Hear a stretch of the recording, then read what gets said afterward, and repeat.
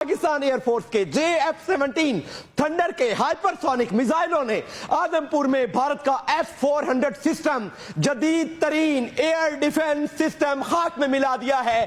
पाकिस्तान के JF-17 thunder जहाजों की नजर हो गया है। एयर डिफेंस सिस्टम की मालियत लगभग $1.5 बिलियन है। राफेल और S-400 यानी के रॉ मुकम्मल फेल।